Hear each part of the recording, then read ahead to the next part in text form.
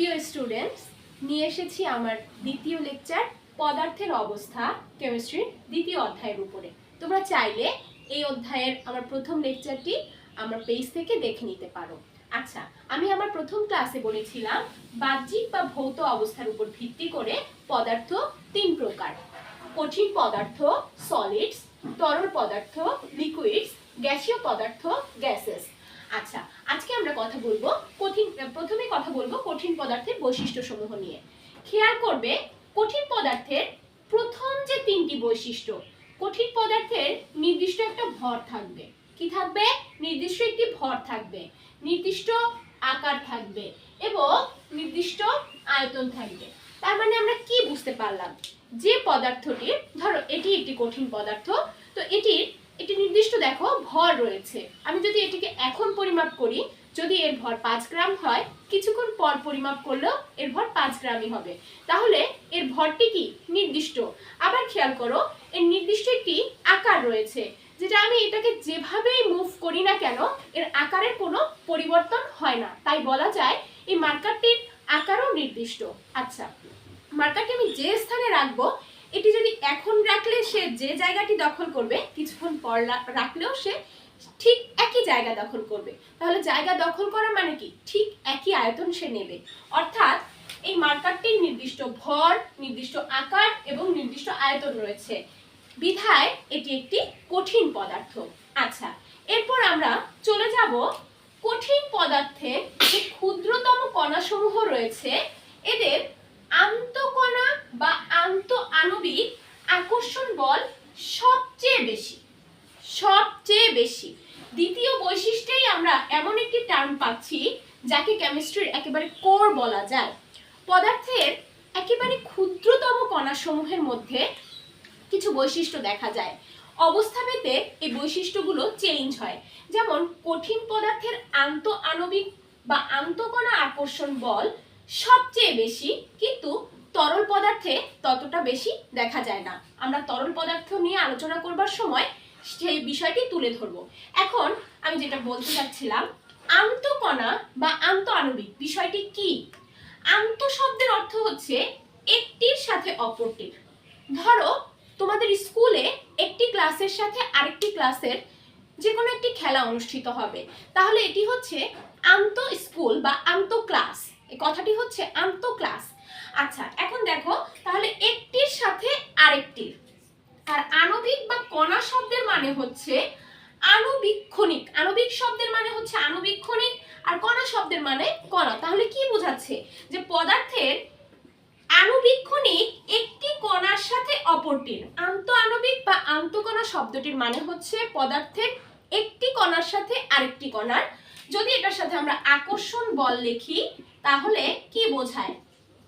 আন্তঃআণবিক আকর্ষণ বল কি? এখান থেকেই আমরা একটি ইম্পর্টেন্ট অর্থাৎ জ্ঞানমূলক প্রশ্ন পেয়ে যাচ্ছি, যেটি হচ্ছে আন্তঃআণবিক আকর্ষণ বল কি বা আন্তঃকণা আকর্ষণ বল কি? এটি অনেক সময় কয়ে এসে থাকে। আকর্ষণ বল কি? তোমরা চাইলে এটি নোট করে নিতে পারো। আন্তঃআণবিক বা আন্তঃকণা আকর্ষণ বল হচ্ছে, এই যে এখানে একটু ফোকাস করতে হবে, একটি কণা আরেকটি কণাকে যে বলে আকর্ষণ করে নিজের কাছাকাছি রাখার চেষ্টা করে। পদার্থের একটি কণা আরেকটি কণাকে যে বলে আকর্ষণ করে নিজের কাছাকাছি রাখার চেষ্টা করে, সেই বলটিকেই বলা হয় আন্তঃআণবিক বা আন্তঃকণা আকর্ষণ বল। অর্থাৎ একটি কণার সাথে আরেকটি কণার যে আকর্ষণের সৃষ্টি হয়, সেই আকর্ষণটিকেই বলা হচ্ছে আন্তঃআণবিক বা আন্তঃকণা আকর্ষণ বল। আই থিঙ্ক এই কনসেপ্টটি ক্লিয়ার হয়েছে তোমাদের কাছে। আবারও চলে যাচ্ছি দ্বিতীয় পয়েন্টে। কঠিন পদার্থের কণাসমূহের আন্তঃকণা বা আন্তঃআণবিক আকর্ষণ বল সবচেয়ে বেশি। এজন্যই এদের একটি নির্দিষ্ট আকার রয়েছে। দেখো, একটি কণা আরেকটি কণার সাথে একেবারে লেগে অবস্থান করে। একটি কণা আরেকটি কণাকে এমন প্রবলভাবে আকর্ষণ করে যে একটি অপরটির গায়ের সাথে একেবারে লেগে অবস্থান করে। এই কারণে এদের একটি নির্দিষ্ট আকার হয়। আচ্ছা, তারপরে দেখো, আন্তঃআণবিক আকর্ষণ বল বেশি হওয়ায় আন্তঃআণবিক দূরত্ব। আমি আগেই বলেছি আন্তঃআণবিক শব্দটির মানে হচ্ছে একটি কণার সাথে আরেকটি কণার। দেখো, এরা খুবই কঠিন পদার্থের কণাসমূহ খুবই কাছাকাছি অবস্থান করায় এদের মধ্যকার দূরত্ব নেই বললেই চলে। এদের মধ্যকার দূরত্ব নেই বললেই চলে। আচ্ছা, আন্তঃআণবিক দূরত্বর বিষয়টিও অবশ্যই ক্লিয়ার হয়েছে। একটি কণার সাথে, পদার্থের একটি ক্ষুদ্রতম কণার সাথে আরেকটি ক্ষুদ্রতম কণার যে দূরত্ব, তাকেই বলা হচ্ছে আন্তঃআণবিক দূরত্ব। এরপর লাস্ট পয়েন্ট, এজন্যই কঠিন পদার্থের, যেহেতু 2 নম্বর পয়েন্ট থেকে আবার রিলেট করে আসছি, কঠিন পদার্থের কণাসমূহের আন্তঃকণা বা আন্তঃআণবিক আকর্ষণ বল সবচেয়ে বেশি হওয়ায় আন্তঃআণবিক দূরত্ব নেই বললেই চলে।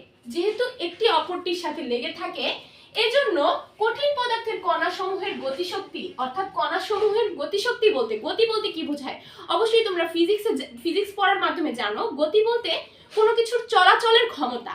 তাহলে যখন কেউ কাউকে আটকে রাখবে, ধরো তুমি তোমার একটি বন্ধুর হাত ধরে তাকে জোর করে তোমার সাথে বসতে বললে, তাহলে সে কি তোমার তুমি যে জোর করে তাকে ধরে রাখলে, সে কি ছুটে ছুটে চলে যেতে পারবে না। সে তোমার জোর করার কারণে হয়তো তোমার সাথে 5 মিনিট বসে গল্প করবে। এই যে তার গতি রোধ হলো। এই কণাসমূহের ক্ষেত্রেও একটি কণা আরেকটি কণাকে এত প্রবলভাবে আকর্ষণ করে যে একটি কণা আরেকটি কণার গায়ের সাথে লেগে অবস্থান করায় আন্তঃআণবিক দূরত্ব একেবারেই থাকে না, যার দরুন কণাসমূহের চলাচলের যে শক্তি অর্থাৎ গতিশক্তি একেবারেই শূন্যের কোঠায়। অর্থাৎ কঠিন পদার্থের কণাসমূহের 3টি ক্ষেত্র একেবারে বুঝে রাখবে। আন্তঃআণবিক আকর্ষণ সব থেকে বেশি, আন্তঃআণবিক দূরত্ব নেই বললেই চলে, এর দরুন কণাসমূহের গতিশক্তি একেবারেই নেই বলা যায়।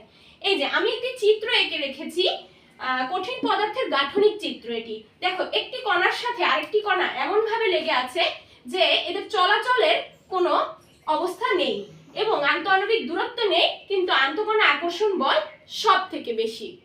ধন্যবাদ ফর ওয়াচিং মাই